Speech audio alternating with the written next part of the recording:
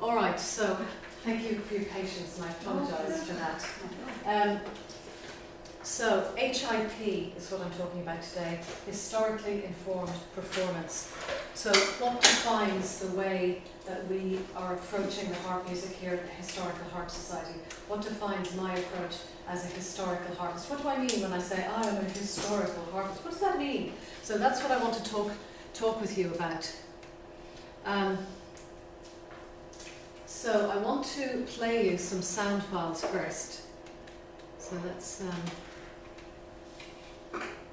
just try to music. Okay. So let me play you something here.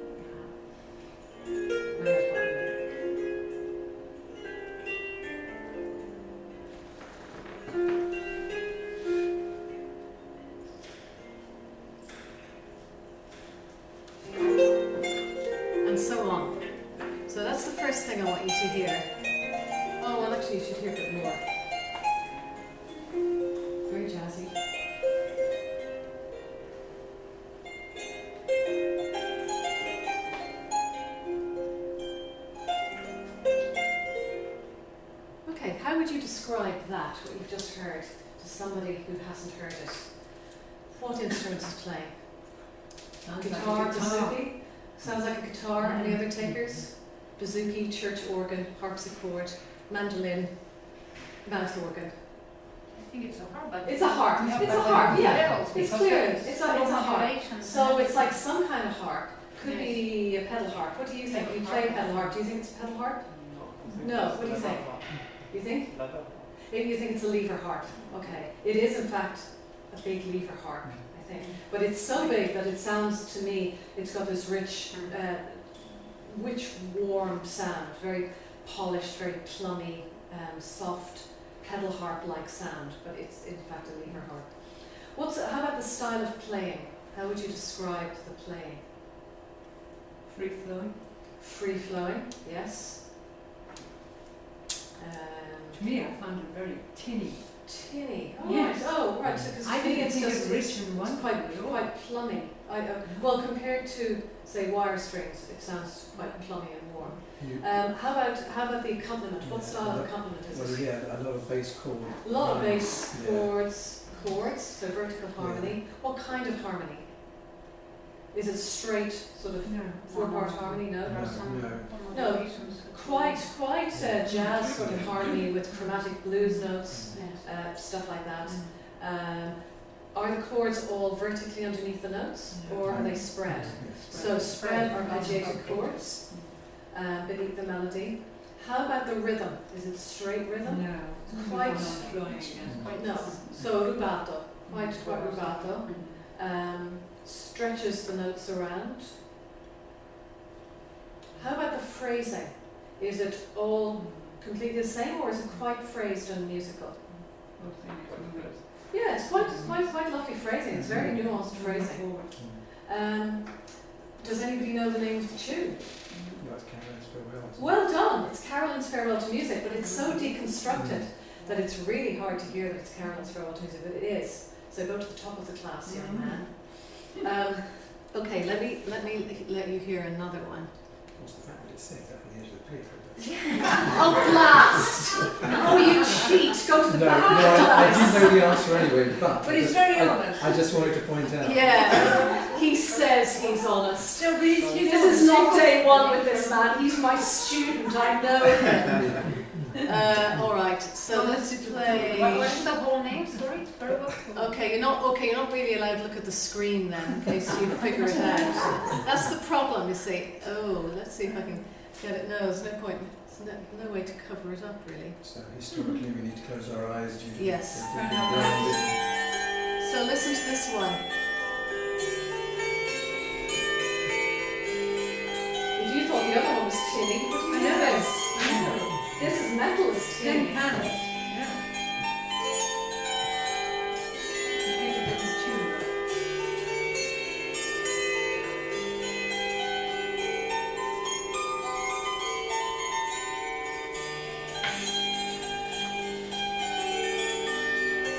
Okay, since time is short, I'm just going to stop that one there. So what do you think? How would you describe that one? What instrument is playing?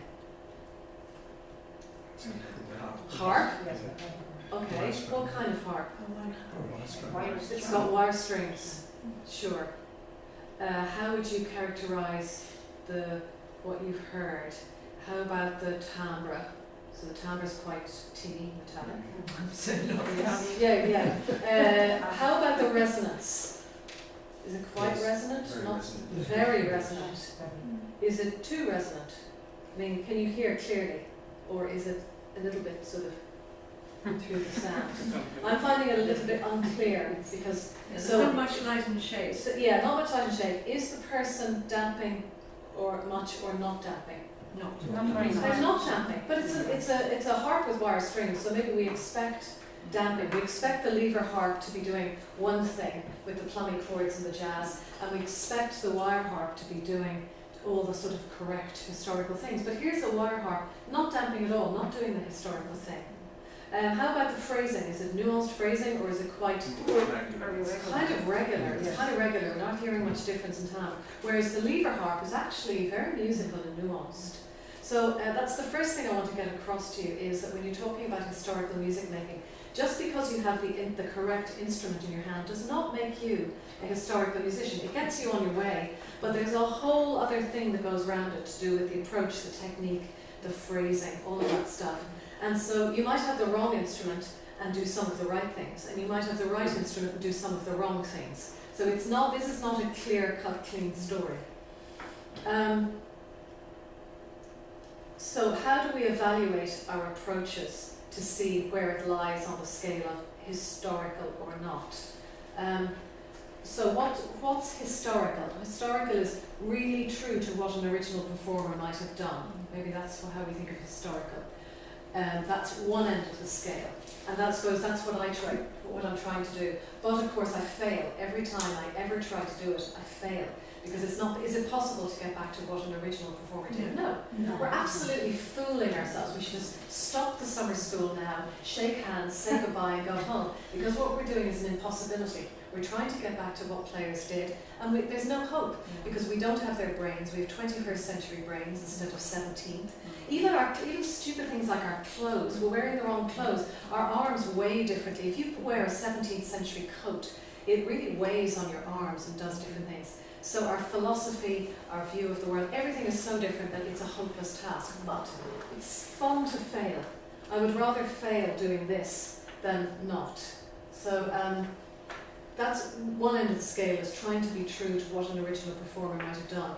And then at the other end of the scale, you get using this melody as a basis for an original composition in a modern style. And I think that's what we were sort of hearing with the Carolyn's Concerto, is it's a historical tune, but it's the basis for a new composition with new harmony, new approach, new rhythm, new everything.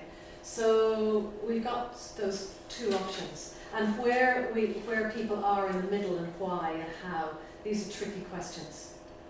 So I want you to be conscious of the different approaches so that you make informed choices about how you approach the harp music that you're learning this week. that you're aware of which approach you're using when you reconstruct and perform the music. Are you choosing to do harmony and chords? That's absolutely fine. Or are you choosing to look at a historical way of doing things? And if you're interested in what a historical bass hand looks like, please come to my lecture this evening at 4:45, or whatever it is. It's a 4:45, I think it's a lecture. So I'll go through all the manuscripts that we have of Irish harp music, and that's my research work at the moment, is to try and find every bit of information about what a historical bass hand would look like. So please come along if you're interested, and I'll show you lots of examples. So I want you to be able to listen to performances, or to look at sheet music that you buy for tunes, and to be able to evaluate, is this historical, is this not historical. I want you to wake up your brains so that you can if you're not already doing it, because some of you clearly are already doing it, but if you're not, I want you to be more aware of what the choices are. I want you to be able to situate what you're listening to or what you're looking at, and to know what's modern and what might be old, and to develop awareness of the two. So presumably you're here at this summer school because you're interested in what the old guys and girls were doing, what they were doing on their harps centuries ago. Though of course some of you might just be here for the food, because the lunches are really quite nice. So Mark's shaking his head. You'll be back for the food, won't you, Mark? As long as you're not a carnivore. As long as you're not a carnivore, yes, we draw the line of that, because we're very sort of muesli, brown rice and sandals wearing lot. So we like sort of organic food, and all our paper is ecological paper. That's just who we are. So, all right, so you're here because you're interested in the historical thing. So you're interested in HIP, historically informed performance. And so for us as a society, that means that we support the research of these harps, and we guide the building of copies of the old harps, and we let the old harps teach us how to play them. So that's the important thing. You build the closest you can get to the real thing, and then that teaches you. This is one very important aspect of research. In a university context, it's funny because as a musician, I say I'm HIP, but when I'm at my university, I use different terminology. So the thing that they're quite keen on in universities now is that you have practice-led research and research-led practice. So research-led practice, of course, is what we do, and we take the manuscripts, we try and figure it out, we put it on our harps. But practice-led research is building the instrument and letting that teach you. That's practice-based research. So all of these things are what we do. So we try to recreate the playing techniques for them that are spoken about in the contemporaneous sources. We look at the manuscripts to glean what we can of the repertoire. We listen to any of the songs that are being performed, or the instrumental pieces that have carried on being played by other traditional instruments like the pipes, the fiddle, the flute, or things that we can hear in archive recordings. And out of all that, we help to create something which is actually brand new. If we're lucky, we might have something in common with what they were doing in the Middle Ages or the 17th or the 18th century. So what I'd like to suggest to you is that you set your goals really high, that you aspire not just to play the right notes in the right place on a copy of an old harp, but you try, as you improve technically, to situate yourself in the Gaelic music world, that you listen to recordings of the best solo players on archive recordings, not necessarily players who are living. It could be players who are dead. And there are many resources on the web for this. There's the Irish Traditional Music Archive. So if you access them, they have lots of sound files that you can listen to. And the Pipers Club in Dublin, if you put in the Pipers, pipers.ie, they have a wonderful web resource as well for listening to music. So listen to good solo players. Most of it's all free on the web. You don't even have to buy CDs anymore to get a feel for style. And I'm not saying that the harp is totally comparable with all of those, but somehow it existed in the same universe, so we should be paying attention to the greater picture of Irish music.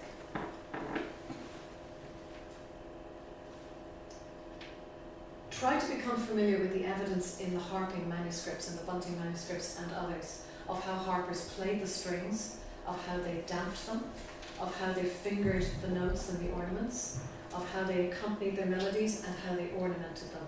All of these things are important, and of course we'll be working on these in all of the classes all this week, so that this gives you parameters within which to work. to inspire you, here's what Edward Bunting. Has everybody heard the name Edward Bunting now? Do you all know who Edward Bunting is? Okay, so Edward Bunting is the man at the end of the 18th century. Here he is, Edward Bunting. He's the person at the end of the 18th century who copied down the music from the last harpers. And he talks in the introduction to his final volume in 1840. It's a big long introduction about how the harpers played. And so here's what he says about a harper he listened to. And that's Denis O'Hampsey, who was the oldest man in Belfast in 1792, who was the old man still playing in a medieval way, with long nails, playing old medieval repertoire. So he talks about Denis O'Hampsey, and he talks about a harper whose playing he was told about, Dominic Mungan. So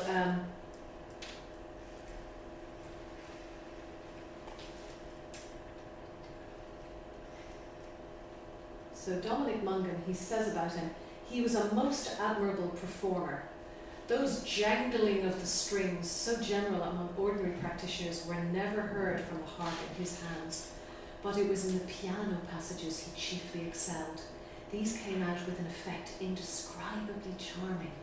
His whispering notes were, until lately, in the memory of a few surviving auditors. They commenced in a degree of piano that required the closest approach to the instrument to render them at first audible, but increased by degrees to the richest chords.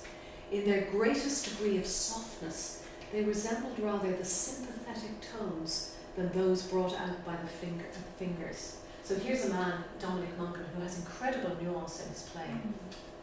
Huge control over whether he's playing triple pianissimo or whether he's playing triple forte. And then he says of Denis O'Hampsey, he had an admirable method of playing staccato and legato, in which he could run through rapid divisions in an astonishing style. His fingers lay over the strings in such a manner that when he struck them with one finger, the other was instantly ready to stop the vibration. So all of you who've been in class today, this is what we've been talking about. You play the string and you damp the string. So that the staccato passages were heard in full perfection. When asked the reason of his playing certain parts of the tune or lesson in that style, his reply was, "That's the way I learned it," or "I cannot play it any other way."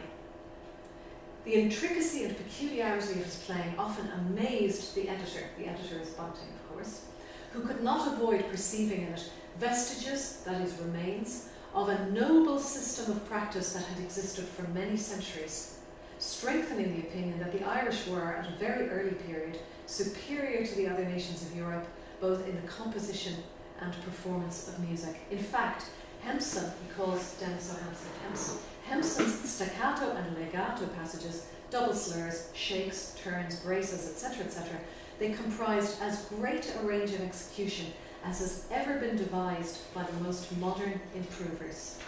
So these old harpers were doing amazing things. So here's a performer, O'Hampsey, of extraordinary skill. Short notes, legato notes, a huge range of ornaments, very sophisticated. And in the chapter where Bunting shows tables of melodic ornaments and bass hand chords, he uses a similar phrase. He says, instead of beginning with the lowest note, as the moderns do in their... he says, all these graces, shakes, double notes, chords, etc. had a different sound and expression according to the method adopted in fingering and stopping the vibration of the strings. And this is exactly what we were talking about in our class today. Different fingerings will give you different, subtly different phrases. So I find it interesting that he uses the word expression. He says a different sound and expression. So no monochrome playing. If you want to be a HIP performer, you need to have different colours and volumes and timbre in your playing. Because often there's a sort of perception among people who play romantic music that early musicians are just that we sort of play like sewing machines. It's all very regular and it's all sort of, there's no nuance. But in fact there's huge nuance. It's just within different parameters to classical and romantic and modernist music. So the similarities and the differences between the two harps that I played you at the beginning. The first one is a lever harp. So let's see. I wonder if I have... Well, since we're short on time, let's not worry about it. Have you all seen a modern Irish harp? Do you all know what that looks like? I think you all do, probably. I mean, you play a pedal harp. And do you have a harp? No, you're a beginner, so you don't have a harp at all. Absolute beginner. You're an absolute beginner. Okay, so a modern... Yesterday I held a harp for the first time. All right. So a modern Irish harp it looks very different to our harps. It has a moulded sandbox at the back. It has nylon or carbon fibre strings. You have levers on the top of every string which will raise the pitch of the string by a semitone, so you can change keys. And the ancestor of the modern harp was invented in Dublin in the 1810s by John Egan, who was a very gifted pedal harp builder. His pedal harps are absolutely beautiful, and his newly invented portable harps, which they're also very beautiful. Julia, I think you're coming on the trip with us to Dublin, to the museums. Maybe? Yeah. If you do, then you'll see all these great instruments. And as a pedal harp player, it's interesting to see this innovation that happened in Dublin. So of course, oh wait a minute, I'm just wondering if I have a PowerPoint that goes with this. Because I seem to have PowerPoint, well maybe not, we won't worry about that. So the original Irish harps, the early Irish harps you're looking at here, they have wire strings. The sound boxes are generally carved out of a single piece of wood. This makes it very different to a modern harp. We don't have levers. For much of its history it's played with nails rather than finger pads. So the modern lever harp is an offshoot of the European pedal harp, the kind of thing you see in a symphony orchestra. And so the Egan invented harps that were smaller versions of a pedal harp. So these harps are obviously very different, much older, wire strings, different technique, different construction type. So you'll see my harp later on. I have a very nice Trinity College copy here. So you can see that there are no nails, there are no screws, nothing in this harp. The three parts are mortise and tenon joints. So you have a male and a female part here, here, and here. And the soundbox is made of a single piece of wood. And you have all sorts of metalwork and jewellery. You have these cheek bands through which the pins go, and all sorts of other things. So quite different to a modern harp.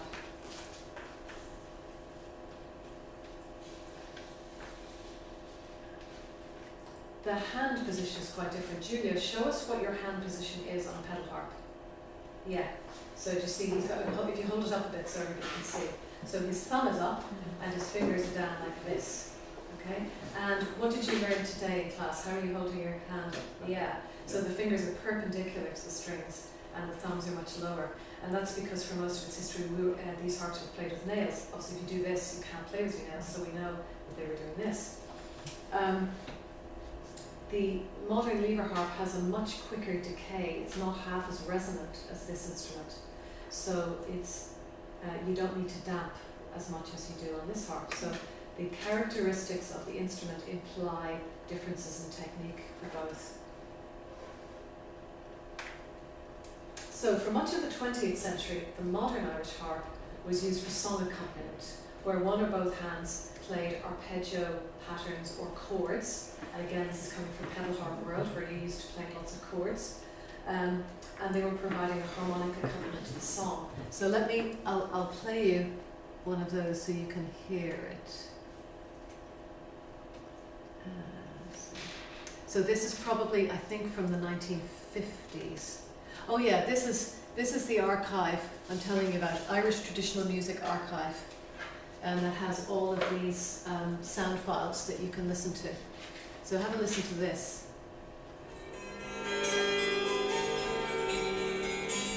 Wow, he's still playing. He's been playing the whole time we've been talking. That's hilarious. I thought he would be done by now.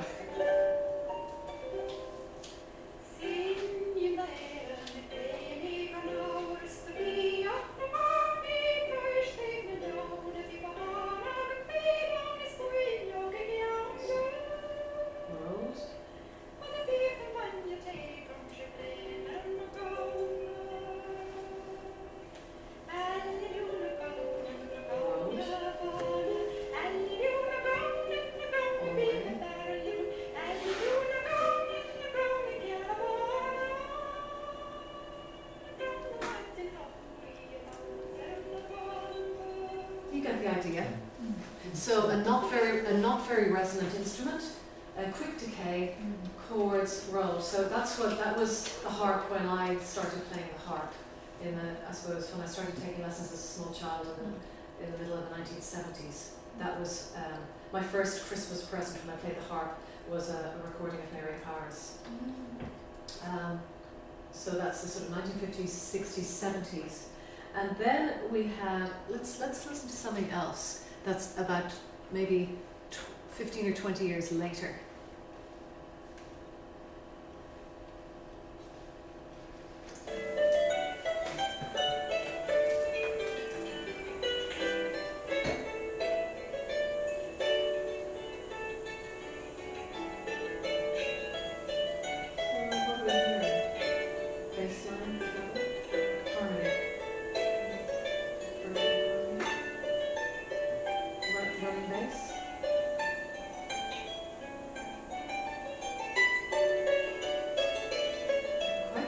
Quite complicated.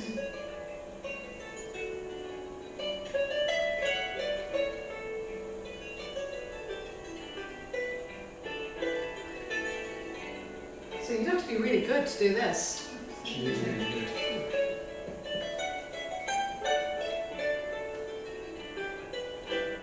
Who's that piece by? So this is Carolyn. What's it called? You can probably see it. No. It's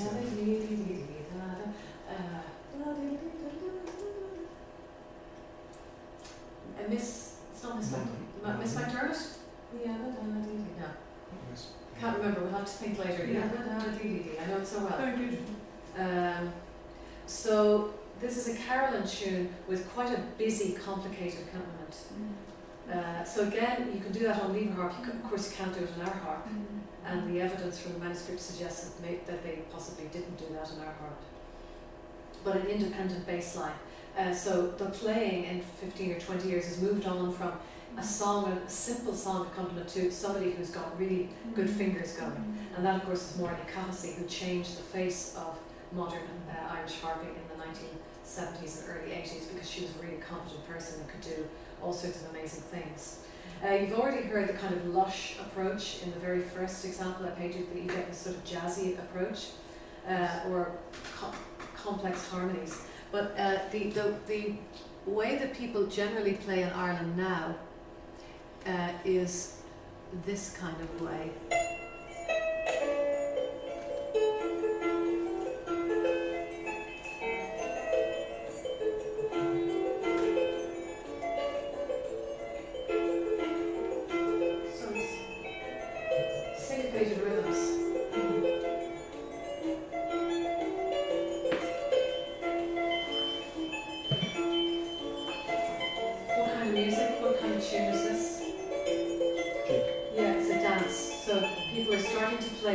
Music that only the fiddlers and pipers played before. So they're not playing harp repertoire so much anymore, they're playing dance music, jigs and reels.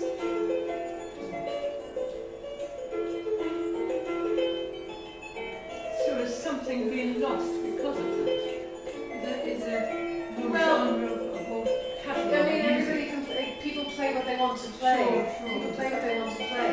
But I think we have a huge wealth of manuscripts from the 18th century. So of course I'm interested in playing what the old guys played. But there's a complete case for saying, well, this instrument moves on and we do this. I personally am not interested in this, but the people who do it very well. But didn't you say that sort of they were all related in some kind of way? So since we actually, we had a problem with, we've got the big Bunting manuscript, but yes. As we said, only basically 11 harpers came. Yes. So possibly it wasn't all of the big picture. Oh, so what if there was actually music that was like this for the harp? That's Maybe a good not question. this, but That's a really good question. I suppose when you look through the Bunting manuscripts, you see the kind of music that everybody's playing, and nobody's playing reels. I mean, there isn't one reel that I've come across from a harper in the Bunting manuscripts. And why is that? Well, because the reel, that thing that's seen as quintessentially Irish, didn't show up in Ireland until the 18th century. It's a completely modern thing that came from abroad. So it postdates our harpers. Our harpers aren't playing reels because nobody was playing reels in early 18th century Ireland. It's after that. So that's that kind of invention of tradition thing that happens all over the world. It's sort of like we all have Christmas trees with candles on them, but that was Victorian Germany. And people in Scotland wear kilts, but that was kind of also Victorian Germany in a funny kind of way. And now Irish music is alcohol and the pub and fast reels. But sorry, no, it wasn't, because people didn't drink alcohol a long time ago in Ireland. They couldn't afford to, for starters, and then the church would have frowned on them if they're having a good time in the pub. So people much more sat in their own kitchens. They didn't have so much money. You'd sit in your own kitchen and you'd play a tune. There was much more solo playing. So this idea of 17 people in the pub all hacking away at a fast session, that probably doesn't go back further than the 1970s. Yeah, but what about like in lords' houses or anything? Oh, good point, like yeah. So in lords' houses, you'd have your harpsichord or you'd have your piano. People would play that. The piper would be invited, he would play his piece. The harper would be there, he would play his piece. But they're not all playing together. This is a modern invention of all these people playing together. Can't imagine a piper playing with a harper. Yeah, well, I try sometimes with Ronan Brown, who's performing with somebody else this trip. But it doesn't work so well because the pipes are very loud and the harp isn't. So you're absolutely right. So that's where we've been coming from over the last 60 years or so. And all of these approaches are possible on an early Irish harp because the strings aren't so resonant, and it's got semitone levers, so you can do all your blues notes. But if we look back, there are characteristics of the earlier Irish harp and its repertoire that point us in very different directions for accompaniment styles if we're interested in hearing something older and maybe something more historical. So here we have harps that are contemporaneous with some of the earliest extant Irish harp music. So some of the characteristics of this instrument will determine what works well and what doesn't work well when we try to play it. So we've metal strings that were often generally played with the nails until into the 18th century. By the way, in Belfast, 9 out of the 10 harpers were not playing with nails. Only Dennis O'Hampsey, the old guy, was still playing with nails. So if somebody tells you that you can't play this harp unless you have nails, you have to have nails, always just go because in Belfast they were not playing with nails. So it's perfectly okay to play without nails, and it's perfectly okay to play with nails. It's all good. So don't be put off by people who tell you have to grow your nails. Yes, Una Flanagan, the first thing she did was to look at my nails. Did she? Yes. Did she? See if they were acceptable. Oh, I see. Oh, because do you have lessons with her? No, but we were playing in a session in the pub and I was telling her I was having. Oh, you're right. So she said, so right, what about right, my nails? She's priceless. There's an interesting modern Irish harpist. I think she plays incredibly in a very interesting way, but that's another story. Okay, so very fast moving stuff in both hands isn't going to work on these harps because you can't damp.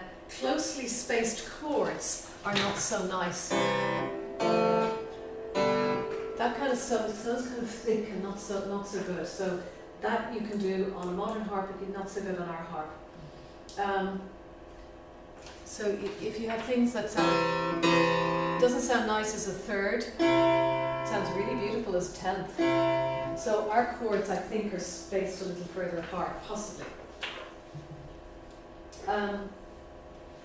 Our tuning is very different to a modern harp. So, Julia, on your pedal harp, you can do anything. You just set the pedals. On a modern lever harp, you have, let me see, E flat, B flat, F, C, G, D. You probably have 7 different keys you can get into on a lever harp with any one tuning, all right? But on these harps, there are 2 tunings that we know about in the later period, in the 17th and 18th century. G, A, B, C, D, E, F, G, and G, A, B, C, D, E, F sharp, G. So your F could be F or F sharp. And that's it, they're your tuning possibilities. So that gives us real parameters when we play this harp, because you can't put the tune anywhere. If Julia's playing it, he just goes, blah, blah, blah, blah. You can play E flat, yeah, fine. And then somebody goes, no, Julia, we needed a tone down. He goes, blah, blah, blah, D. No, Julia, that's still too high. Blah, blah, C. You can do all of that, and we can't. So we have to choose where we put our pieces. And I'm going to give a class on modes one of these days. I can't remember which day. So if you don't know anything about modes, come to that class. I will hold your hand and make it easy. Because often when people hear about modal music, go, oh, it's very complicated, and I don't want to know about that. And, you know, it's scary. That stuff is scary. I will make it unscary. I promise. That's my promise for that class. Because I used to be scared about modes, and I never knew which one was which and what they were all called. So I'll make that easy for you. So we won't talk about that today. Right. So let me show you. What else have I got here to show you? All right. So let me put this back.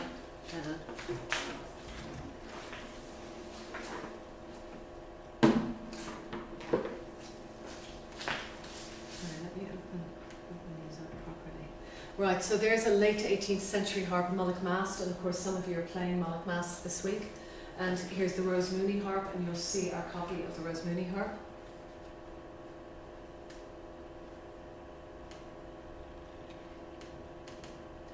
This is a tuning sheet. I was showing my class this morning. This is how we know, because you should never trust anyone. When they give you information, make them tell you why they think it's true. So don't, just because somebody is standing at the top of the class, don't trust me either. Make me tell you why I'm saying what I'm saying. This is why I'm saying about the tuning. This is the tuning sheet where he shows them tuning F sharps and tuning F naturals in other places. So we know the two kinds of tuning. Right, I wanted you to see this piece. So very often, when you're not here this week and you're looking for Irish tunes, you'll come across this kind of thing. You'll buy books with tunes in them, and very often. So let's have a look at this one. Stay here, so I'm not here. No, not in your way. Wait a minute, I'll go over here.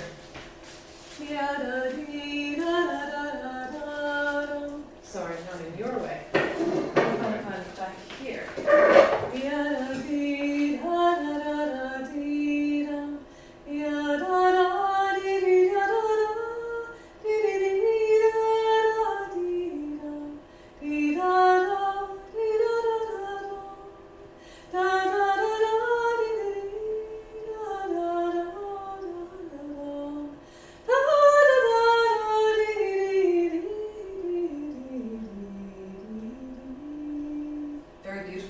Tune, this lament for Charles McCabe. But so you think, great, I found this lovely Irish tune. I will play it on my early Irish harp, which I bought or stole at the summer school. Suddenly you have an instrument available. So what's your problem? What's the problem going to be when you start playing this tune? D, C natural, da da da da da, C sharp, D.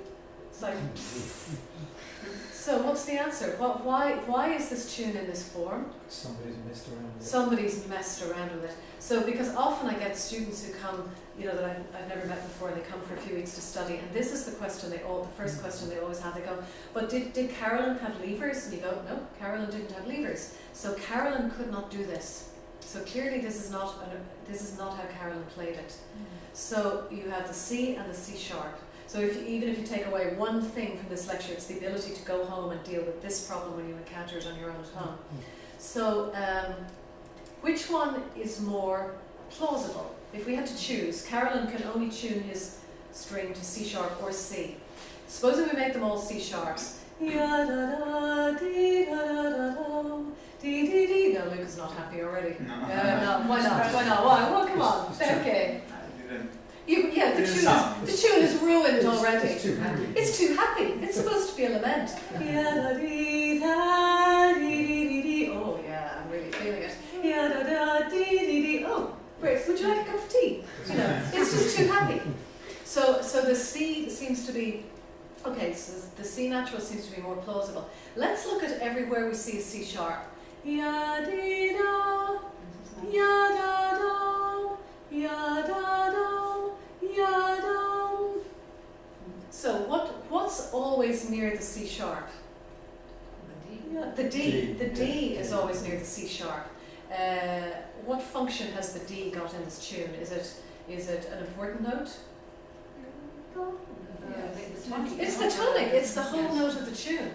So the C is always sharped where it's near the home note of the tune. So the C is, if the D is the home note of the tune, D, E, F, G, A, B, C. C is the 7th note of the tune. So it's the penultimate note in the scale. Ya-da, ya-da, ya-da-da-da, ya-da-dee-dee-dee-da-da-da-da, ya-da-dee-dee-dee-dee-dee. So why is it raised? Why don't we have ya-da-dee-dee-dee-dee-da-da? Where's the scale coming from? Ya-da-dee-dee-dee-dee-dee. Yeah, this is classical. This is Western art music. So it's whoever is playing it or copying it or writing it down thinks that the other one is just wrong, and that this is correct. So what you're going to come across all the time in music is music that is corrected, that is made proper, and so that will. So always look at it when you see chromatic notes in the tune and you think, check which note in the scale they are. I guarantee you they will always be the 6th and 7th note in the scale. And that's because in Western art music, in a minor tonality, you generally raise the 7th note, or you raise the 6th and 7th going up and coming down. So Western art music scales rather or actually they're usually or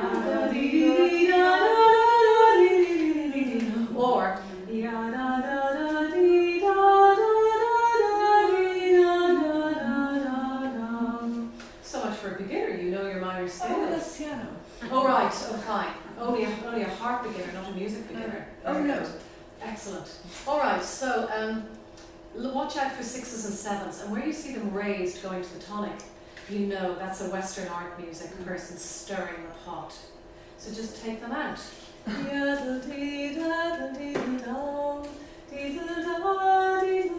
Instant beauty, isn't it so beautiful? So the natural minor scale. Bunting and all his friends, they didn't like it, it made them very nervous. Don't be nervous, just enjoy the natural minor scale, okay? Maybe the one that made the manuscript, his ear was, yes. It was a distortion because of classical exactly. playing. Exactly. The Occidental. Yeah, so I don't know if some of the traditional players in the 18th century were starting to raise their 7ths, or if this is an art music person who's raising the 7th, but somebody is raising the 7th. Because there is no possibility, like in South American music, they use a little thing to point, yes. to bend, and raise up the... Exactly. They never did that in well, the harp. Well, no, actually, but in Europe, people did raise the pitch of the string. You can press your thumb against the top of the string and raise it. Yes. So there are ways. That's why with the ring with the yes. I'm not sure they use ring because it's Spanish harp which goes to South America, and so in South America they raise it. But I think the idea of raising it comes from Spain and Renaissance and single row harp where you can raise the pitch of the string. But it was not done. That was well, no, you don't do it on wire strings because it's not possible to press that far. You would break the string. You can do it on gut, but you can't do it on wire. Yes. So. That's the difference between real Carolyn and Carolyn as written down by somebody else. So why is it like this? If he took it from a harper, it wouldn't be like this. So why is it like this? Is this a harp source of this tune? Probably not. It's probably Can't be. Can't be. So what instrument was this taken from? Piano. Pipes. Yeah, but there's no accompaniment, so maybe it's not yet. Could be pipes. It could be what traditional instruments? Could be pipes, Fiddle. fiddle, Voice. flute, voice. It could have been somebody singing it. So it can be all of these things. So most of the harp tunes we have not come down to us from harp sources. They've been mediated through other sources. So watch out for the corruption and try and work backward from it. So that's the danger for us if we're retrieving our music from non-harp sources. Sometimes we have no choice, but evaluate what the changes might be because it's not coming from our instrument. Always look for the tune in a harp source like Bunting if you can, but beware, don't take it from his published volumes because they're not harp music. Look back and if you're a member of the Harp Society, we can always send you e-versions of manuscripts and documents. Look back at earlier versions if you can. Why can't we... Well, okay, a linchpin of HIP performance in European art music is to go to the composer's manuscript of works, called primary sources, to see what they teach performers. So in European art music, I can look at a Mozart score, I can look at a Bach score, I can look at a plain chant score from the 15th century. So I can look at the originals. Why can't we do the same in Gaelic harp world? Why don't we have primary harp sources? Because it was oral tradition. Because it was oral tradition. Because they didn't need to write it down. The music was blind. all in here. It's a medieval tradition. In the Middle Ages, it's almost embarrassing to write things down. It shows that your memory isn't what it should be. So the memory palace, the medieval memory palace in your brain is everything. And that goes on in Ireland right into the 18th century. You keep it all in your head. You don't need to write it down. Furthermore, you can't write it down because usually you're blind. A lot of these harpers are blind. So we don't have primary sources, we only have secondary sources like Bunting, where he's writing it down. In Scotland, the music of, oh gosh, this talk is nearly over, isn't it? In Scotland, the music of 17th century Gaelic harpers survives in earlier sources than in Ireland, because they have lute players writing it down. So let me show you very quickly, because pretty soon I'll have to come to an end. Wait a minute.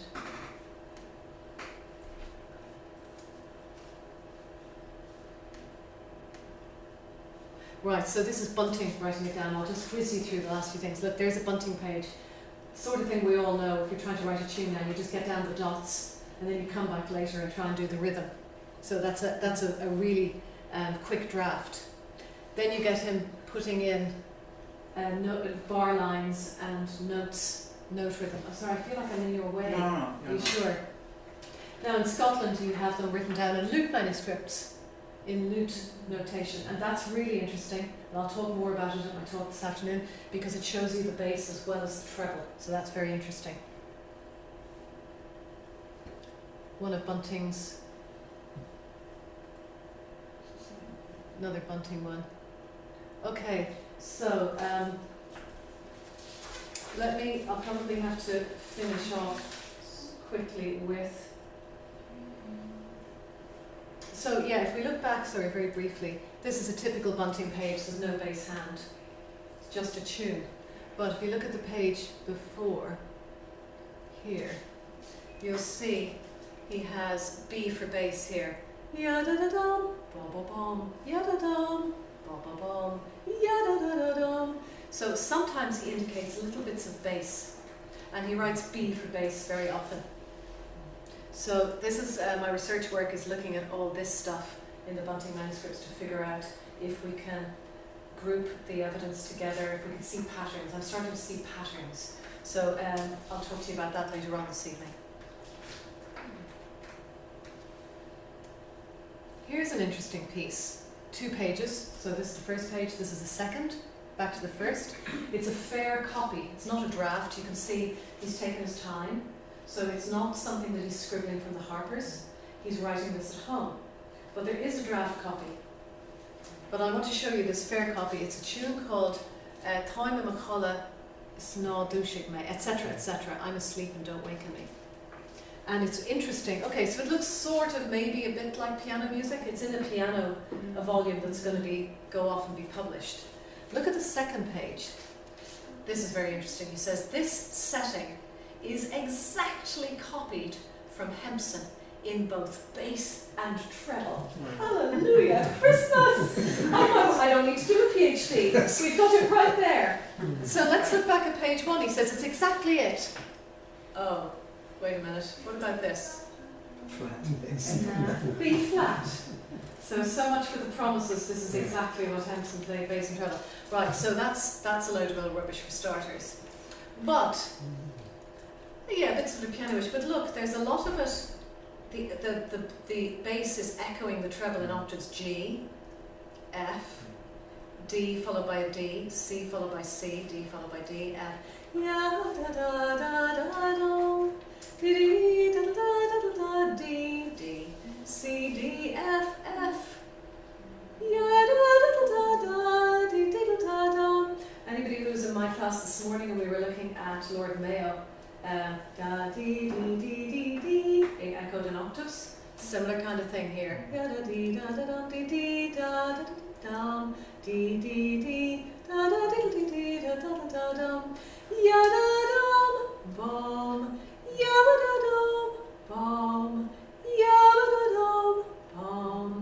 Now it sort of turns a bit piano-ish here. He starts vamping away on chords. But the same thing here, E flat, D, D. So it may not be in the right key, but there is something of the harp going on here for sure, because this is not very piano-ish to just write these empty octaves with no harmony. So I think we are getting a flavour in this fair copy of what's really going on. Maybe the harp wasn't tuned 40-40 also. Oh yeah, that's another It was very F good instead question. of T. Yes, so you're right. Maybe he had good hearing. There is a question that Bunting had good relative pitch, and Yes. so he's copying it down. But I think it's more to do with piano keys for publishing, that they like flat keys in the 19th century. There's an awful lot of E flat major, which in fact is pedal harp key on single action pedal harp. The early, late 18th, early 19th century pedal harps are also tuned in E flat. Yes. So there's a whole flat thing going on in art music at that stage. Look, here's another piece very briefly, and I'll talk about this more this afternoon. Pom, octave. Pom.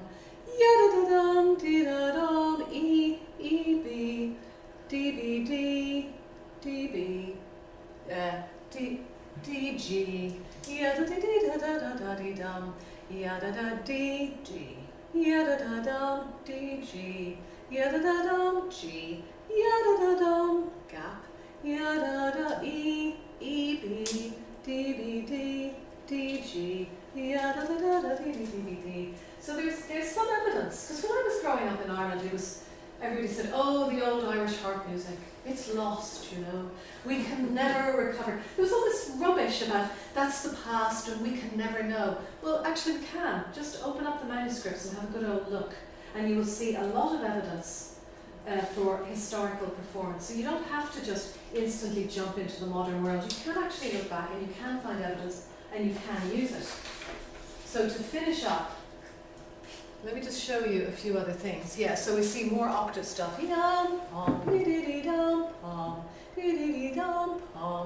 So you get the gist. Lots of octaves going on. Scott's Lamentation, another piece with lots of octaves. James Ruff will play this in his concert. One of the oldest pieces in the manuscript, played by Denis O'Hampsey, composed supposedly in 1599. Again, you see lots of octaves, B, A, G, F, da, da, da, da, and at the end, G, F, E, D, C, B, A, G in octaves. More octaves here in another piece, bass octaves. Yeah, little patterns. You see 2 notes and 3 notes in the bass. Here we have 3. Ya-da-dum, ya-da-dum. See all that kind of thing? And we have melodies that move between the treble and the bass, particularly in Carolyn. And that's why it's particularly important that you find a harp source of Carolyn tunes. Because if you find a fiddle source, all the normal sources that people use, the tunes have been compressed into one line for a melody instrument. So you've lost the difference, the bass treble thing. For example, Planxty Connor, which you might know.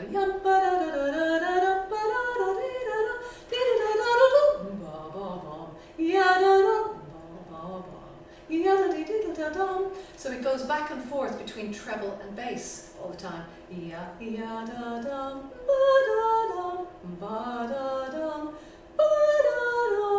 Fabulous, this back and forth between the hands. But you would never know that unless you looked at a harp source. Everybody plays these on harps in Ireland, and they always play all the tune in the treble hand because they haven't looked at the manuscripts. They've taken them from the obvious fiddle sources. So don't be fooled. Do your homework. You get whole tunes in the bass. Oh, you get whole variations in the bass.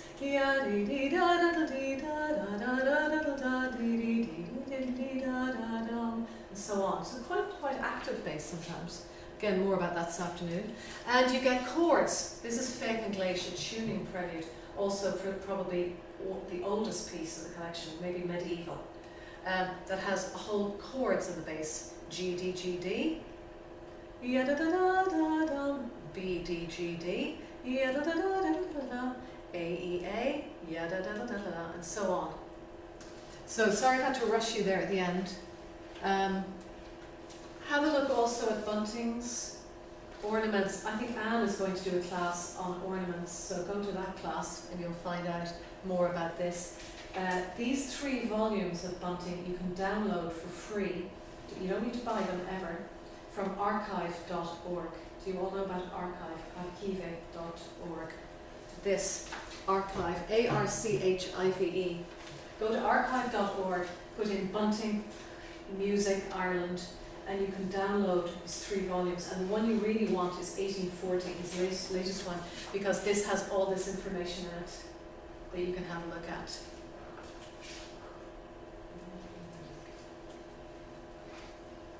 So this gives you a lot of information also about ornaments and about the bass hand patterns. Let me show you. There, he wait a minute. There. So he gives you lots of bass hand chord ideas. So let's stop there because we're now, we're very much over time. Okay, so if you want to be a HIP harpist, be curious, look for good sources, look for good instruments, investigate old playing techniques, think about style, listen to amazing archive recordings of other instruments like the pipes and the fiddle and the flute, and then you will have parameters to make some kind of plausible reconstructions of the tune. So try to meet the music on its own terms. Try to travel back in time to meet it, rather than making it travel in time to meet you. Thank you very much. Thank you. Thank you.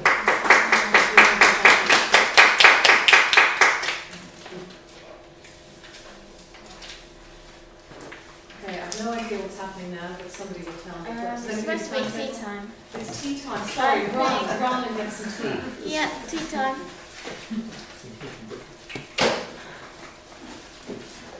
Actually, I was having a conversation with Flanagan about, if you like, the converse of what you're talking about. Yeah, which is looking at a lot of the tunes, like especially jigs and other marches and so on, and actually seeing, she was talking about tunes which are easier to play on the harp than others, and are there parameters that you can use to make an informed guess about which are the old ones that might have come from the harp onto other instruments? Exactly. See, that's why I like Una. She's got a really fertile brain for thinking about this stuff.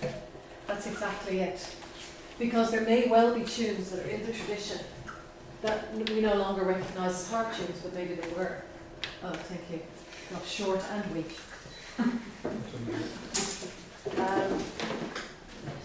But she's so interested in earlier stuff. I mean, I've spent whole afternoons talking to her about temperament and tuning. She's really interested in old tunings and temperaments. And she's the only harpist in Ireland who has ever asked me about tuning and temperaments. What's temperament? What do you mean temperament? Oh, temperaments is, so modern pianos are tuned in equal temperament, so it means all the semitones are exactly the same size. Okay. But that was never true until the 18th century. Yes. Well, I suppose it could have been true. It was true on lutes, instruments with frets much earlier. But people were still playing in unequal temperaments all the way into the 19th century. Yes. So your semitones would be, sorry, please go and have your tea if you're not interested. The semitones would be bigger or smaller. And so I don't tune my harps with equal semitones. They're all unequal. Really? So it means that you're like on a modern piano, if you play the interval of a third, it sounds, to my ears, really horrible because it's quite wide. And if you use an earlier temperament, you have pure thirds. So they're smaller and slightly sweeter. Or if you want to play medieval music, you want perfect fifths. You want the fifths to sound gorgeous, and the thirds will sound disgusting. So it's always a compromise, all these tuning, and equal temperament is sort of the worst compromise because everything is equally horrible.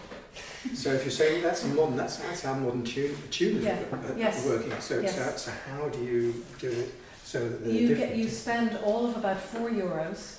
And you get a tuning app on your phone called ClearTune, or any tuning app that does historical temperaments, and then you just click on whatever temperament you want, and it'll help you do it. So we can talk about this because medieval music sounds much better in medieval temperaments, and 18th century music sounds better in 18th century temperaments. So it's a whole other world to consider. Maybe some year I'll talk about that. I haven't given a talk on temperament specifically. I should really do that some year because it makes a huge difference to the music, how it sounds, whether your thirds are nice, whether your fifths are nice. So in the Middle Ages, for example, and it determines how the music is composed, because in the Middle Ages, fifths are considered consonant. They're sort of beautiful and restful. That's where you want to go. And thirds and sixths are wide and horrible, so they're dissonant. So you never wind up with a home chord with a third in it. That's always the one to which you move from the dissonant one to a consonant fifth. So you have so thirds and sixths are not a happy place in medieval music like they are for us. They're an unhappy place, and then you move to fourths and fifths, which are beautiful. So it affects the whole composition of the music. And then in the 17th and 18th century, of course, thirds are much prettier. So it's a really important topic. It's a moving feast, obviously. Yeah. We're not going to get bored at the summer school. We're not going to run out of things to talk about any year soon. Please enjoy your tea, and sorry for keeping you so late.